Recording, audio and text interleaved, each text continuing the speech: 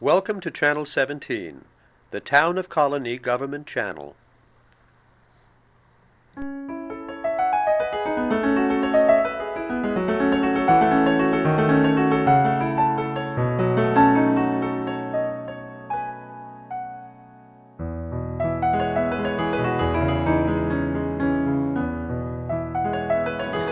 right, well, welcome to Meet the Author. Today we're talking to Marvin Bubie, and he's the author of this book. It's got a rather long title, so it's called On the Trail of Henry Hudson and Our Dutch Heritage Through the Municipal Seals in New York. So welcome, Marvin. Thanks for coming. Thank you very much. And a municipal seal are these county, city, town, village, what emblems you could say? Emblems, seals, logos, they can be almost anything. Many of them are derived from their official seals, and some they come up with a new one, a new logo. All right, so we're going to be looking at a lot of these from New York State in our area in a minute or two, but first, why don't you give us a little capsule biography of yourself? Tell us a little bit about yourself and how you ended up becoming interested in this hobby of municipal seals. I guess I always had some interest in history, and ultimately I was drafted and sent to Germany and spent some time, a year and a half, in a town of Fulda. And one of the things that I noticed was that many of the things in Europe were hundreds of years older than anything in this country, older than our country. Breweries were older than our country. Churches that dated from the year 800. And I picked up a number of things that had the seal of the town I was stationed in. So I have candles and this plate. This plate is the town of what?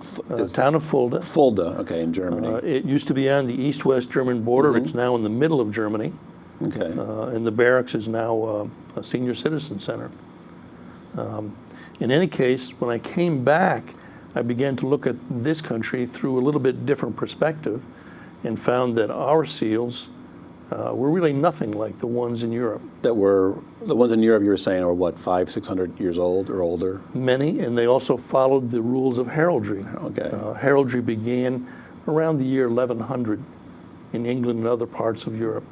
And it very quickly developed a language of its own, developed rules, and again, when I looked at what we had done in this country, we basically don't follow any rules. There's no, I think you were telling me earlier, there's no heraldry, hardly any, in our seals. We do have a U.S. Army College of Heraldry, and its role is to establish the seals, the official seals for federal government. Outside of federal government. Well, like when the Homeland Security Department for like departments. For departments of the federal government, and for their patches and their seals, their insignias. So they develop all those, but outside of that, there is none. Okay, so your book is the you've chosen all the municipal seals of town, city, village, county that have to do with the Dutch heritage, and the book starts with New York City, and it works its way up, all the way up.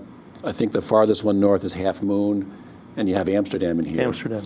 So tell us about, one thing I noticed by looking at these, and we're going to be showing some on the screen as we talk, but before we get to them, all the Dutch heritages, there's similar motifs in a lot of these, I guess is the word. Many of these have windmills, the Henry Hudson ship, the Half Moon, sheaves of grain, there's beavers, mills are in a lot of these. What are some of the common things, or maybe we could start with, what does a town pick, a town or a village, what do they pick when they're picking their seal? What's some of the things that go into these, particularly these Dutch ones? Well, I think what they did is they looked at their heritage.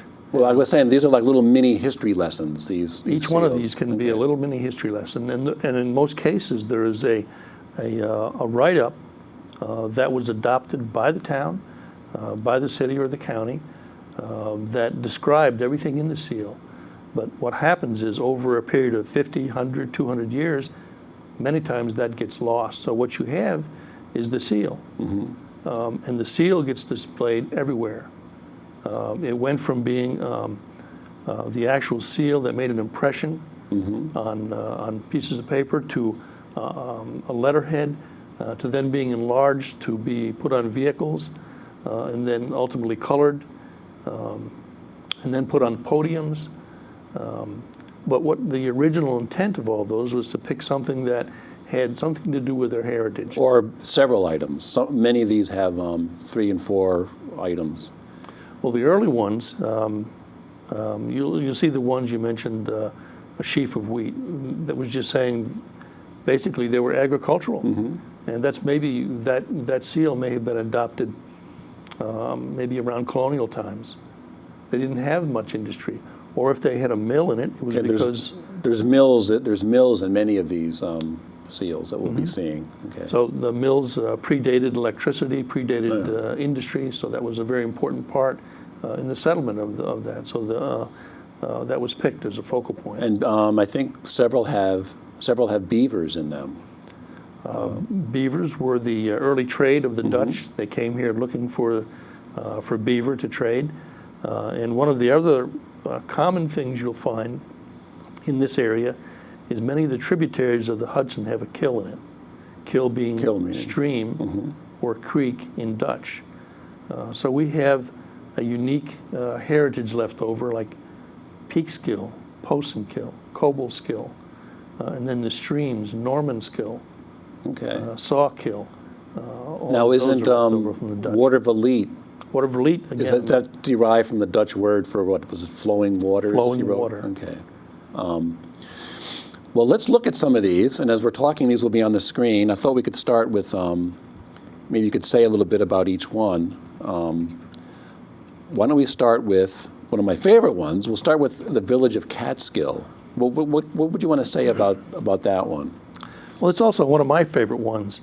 And, excuse me, when I visited there, the seal on the outside of the building was colored. So I took a picture of it, and I asked the village clerk if I could have the colored one. And after she had given me the black and white one, she said the village had never voted on the colored one, so the official one had to be black and white. So that's why it's in there black and white. Okay, and it's got, obviously has Rip Van Winkle in there. Van Winkle. And this is the first of many we'll see. The half moon is in many of these. And then like the next one is Columbia County, which also has the half moon in it. You can see that. But what's that stagecoach? Do you know anything about that? What that could possibly? Well, as I understand from the historian, and I spoke with many historians in the course of putting this book together, this is how people came to reside in Columbia County, either by ship or by land. Okay. The stagecoach obviously came later, but that was in existence for many, many years in Columbia County. Now, what it says here, the figure of Columbia. What is Columbia? I feel I should know that, but I don't. Columbia is the feminine version of Columbus. Oh, okay. And the figure America was almost came to be known as Columbia rather than America. So it was very close. So here's a symbol with a dove and a law book for justice and peace. Now, is that famous thing we always see of holding the scales? That's not Columbia, is it? No. Oh, okay. Well, the next one here is another very interesting one, which I didn't know till I was looking at the book. The city of Hudson, New York, has a whale in it, which you can see on the screen. But I didn't know Hudson was a whaling. I mean, it's like 100 miles up the river there. At least. Tell us a little bit about this one. Well, actually, this is a fairly recent seal. They had one that had an illustration of King Neptune on it. Okay. But did not have the date of the city. So within the last 15, 20 years, they changed it to, again, go back to their heritage. Okay. And one of the things that they were back in the 1800s was a whaling capital. Oh, okay. Now, the next one we'll be seeing is one of these ones that has more of a multiple things in it with different meanings, is the town of Claverack. Tell us what you got. There's 4 different things in here. Tell us about those, because here's one of those ones where you got multiple emblems, I guess you could say. Well, they're the scales of justice, industry, sheaf of wheat, and it appears to be a bell on here. Okay. But also the interesting thing is that Claverack is a Dutch word. Oh, okay. Derived from the Dutch, meaning clover field. Okay. That's one of the possible descriptions of it. Now, some of these seals are very, very old. Some of them, like this one here, says this one was adapted in 1984. Does that mean they never had one until 1984, or some of these only became official later on? That's correct. It became official later on. Their seal may have just said, the actual notary seal may have just said seal of Claverack. But it wouldn't have had all these things on here Probably did not have an illustration. Until the 1980s. Okay. What is the oldest one in here? In your book? I'm guessing that it's New York City. Oh, New York City. Okay. Well, that's in the beginning of the book.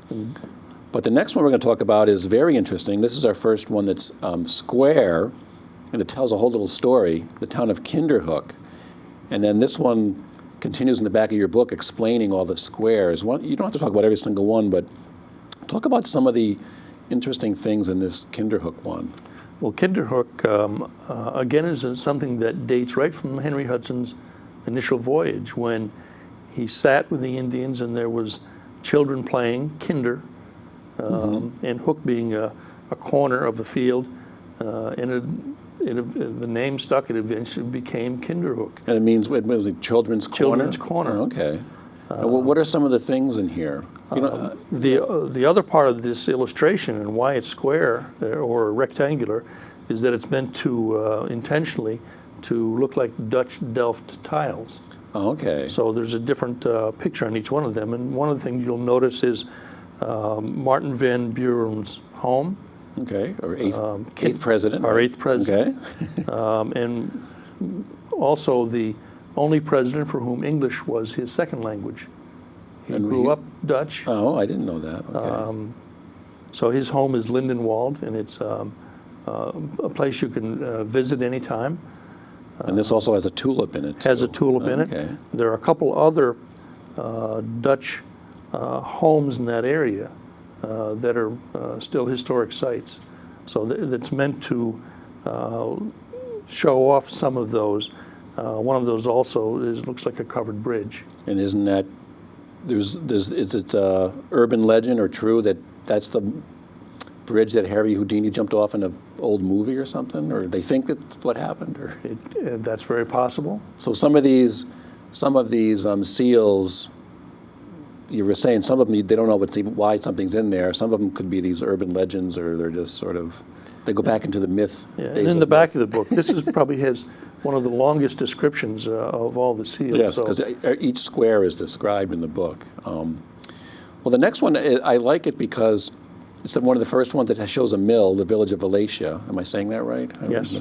But I love this little thing beneath it, as you can see there. What a village should be. What did you learn about Valatia? Well, of course, the mill is gone, so the seal, in many cases, is used to preserve alluding to their history, their heritage. The seal is gone, or the mill is gone, but here we continue to have it. Sort of honoring their past there. Exactly. Which is what I think a lot of these do. Now the next one is the town of Stuyvesant, which is obviously a word we all know, but derived from what, Peter Stuyvesant, right? Is that one of the original? Could have been. Dutch? It at least was a Dutch name, and it was a place where Henry Hudson stepped foot on shore. There's a Stuyvesant's Landing. Oh, okay, and there's the Half Moon. I think the Half Moon is probably in, well, I know the book you picked in your book, all the Dutch ones, but the Half Moon is probably in, I would say, over half of these. A very, very common theme. So now we're getting a little bit closer to home here. The county, this is the county of Albany's seal, was very prominent, which is obviously, that's the Half Moon right there, surrounded by winterberry. I didn't know that was a local plant around here. That only has the ship. But why don't we we'll go to the next one. Well, that was the interesting thing about that. It was adopted really fairly recently, 1995. Oh, okay. And the Albany County clerk, the Honorable Thomas Klingen, was instrumental.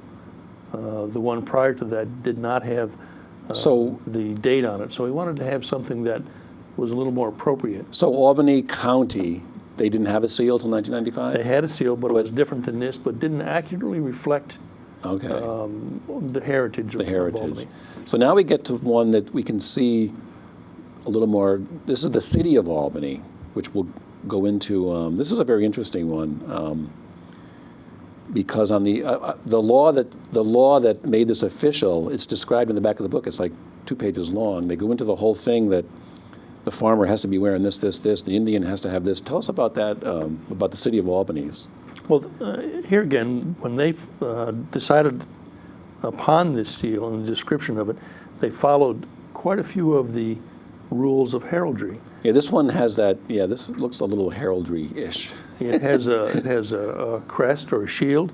It has the supporters on each side. It has a ribbon beneath it with a motto.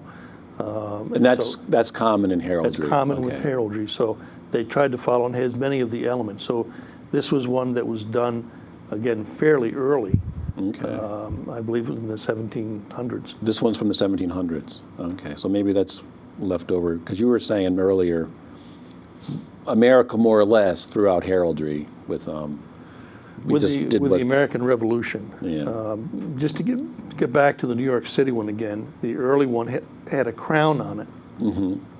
After the Revolution, we took the crown off and put an eagle on it.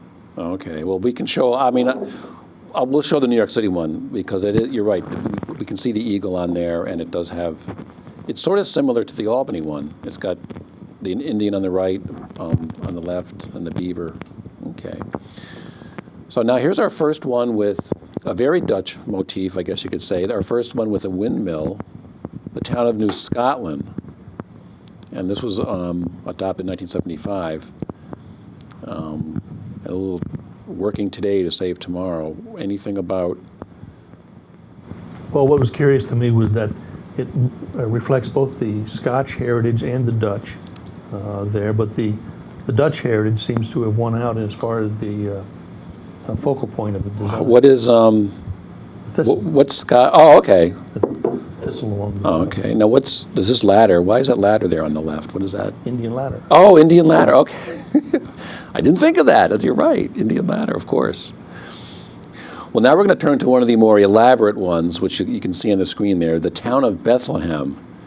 Now this, tell us about this one, and you were telling me that the original is gigantic over in the town. Is in town hall? In the town hall. Yeah, because I noticed in the other ones, the human figure and the Indian are sort of drawn, I don't want to say simply, but as you can see in this one, this is quite the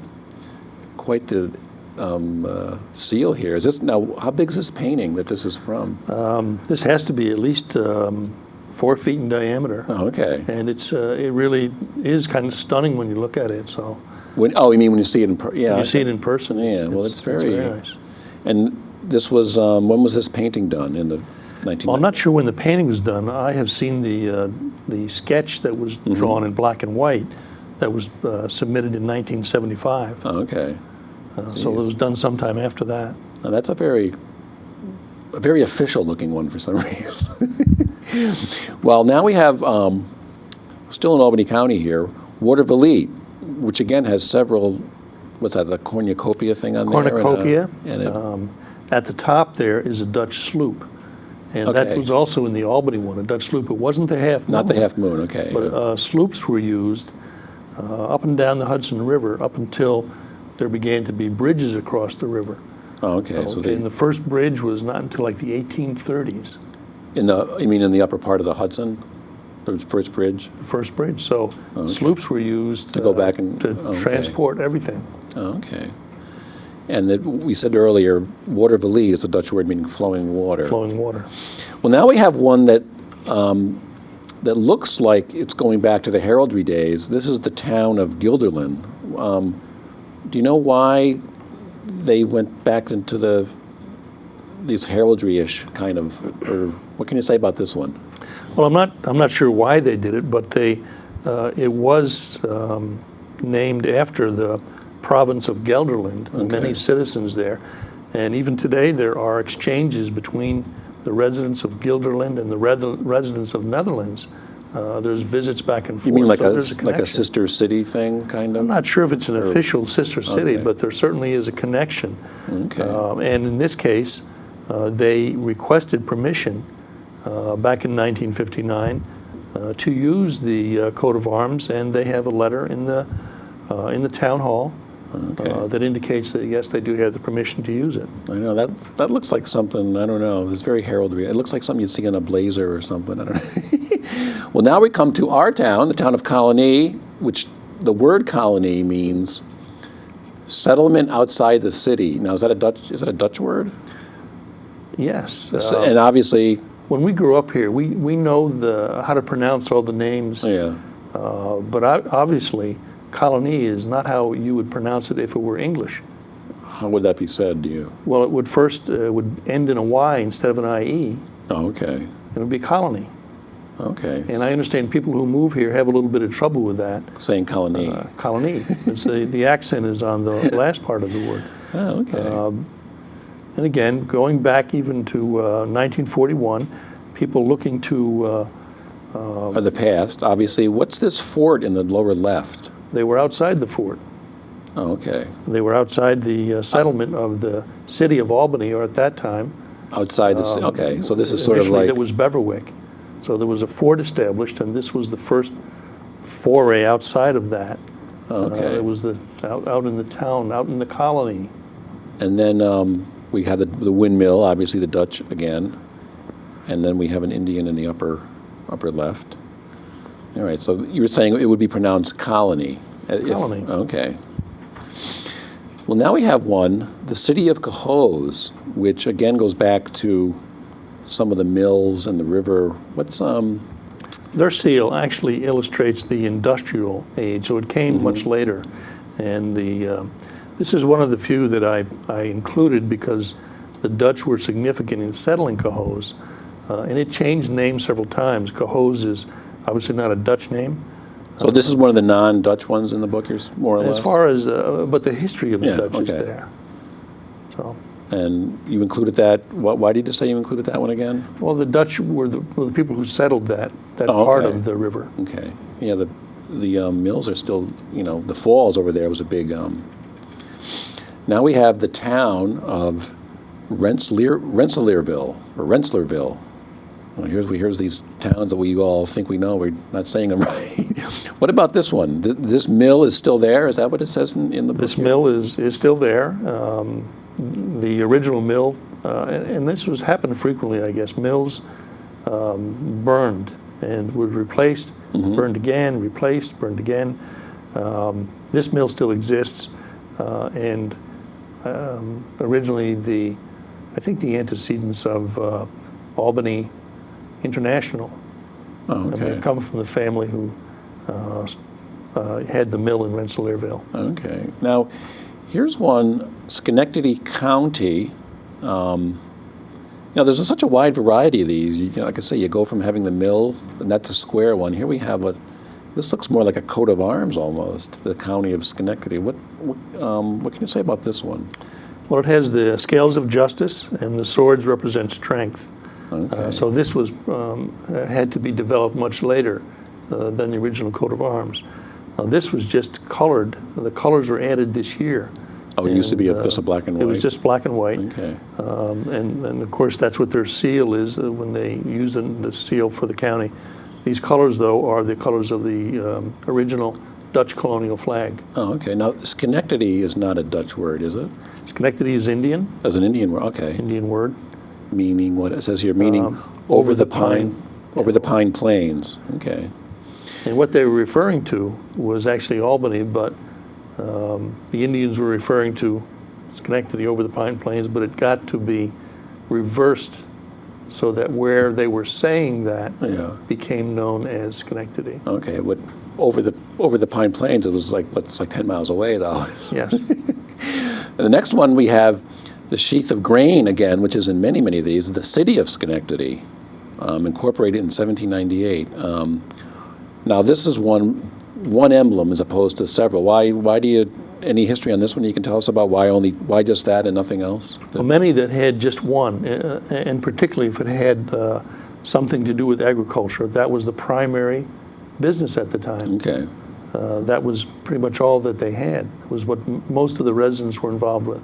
With agriculture. Okay. And in your book, you include a little story here, pre-Paul Revere. Tell us that little story. That's kind of Well, this is reenacted every year, and they still do this. They still do oh, this. Okay. This year,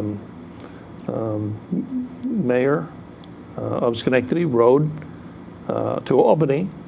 But what is it? What is it? What are they reenacting? What happened? It says in 1690. What was that all about? Well, this was when the French and Indians attacked the Dutch village of Schenectady, and they had to warn the settlers then in Albany that they may be under attack as well. Oh, okay. So Paul Revere wasn't the first to do something like that. Now, the next one here, and I think this is the village of Scotia, and is that... That's Glenn Sanders' This is the Glenn mansion. Sanders mansion, which still stands today. Okay. Exactly. Oh, wow. And Alexander Lindsay of Glen was from Scotland, and New Scotia is referring back to Scotland. Now, is that a Dutch style kind of Well, architecture? He came with a group of people from the Netherlands, and they were all Dutch, and they helped build it. And so included in the description is a large Dutch door, large Dutch cleft door. Okay. Although it says it's in English in style, it has a characteristic Dutch gable. And as I found out when you're the one putting a book together, it was Dutch enough for me to include. Okay, good. Now, the next one is one of these ones that has several, is the Niskayuna, which you've got the Indian with corn, a farmer, a pumpkin, is that an Erie Canal boat? Erie Canal boat. You got the end, and you got the atomic symbol. Atomic What is symbol for Knowles Atomic. That's what I thought it was. I didn't realize. I just exactly. noticed that. I was. And when was this one adopted? Obviously. 1976. Okay. And this actually is one of the logos. This isn't the town seal. Oh, it's not. In many cases, or at least in some cases, some of the municipalities look at their seal and it doesn't reflect what they would like their heritage or what they would like their town to be known as today. Okay. So they go with a logo. With a logo. And, So this wouldn't be on any of the town official documents or anything? Probably not, but this would be on all their vehicles. Oh, okay, okay. Well, let's skip ahead a couple because we're sort of getting to the end here. This one I found really interesting is Clifton Park.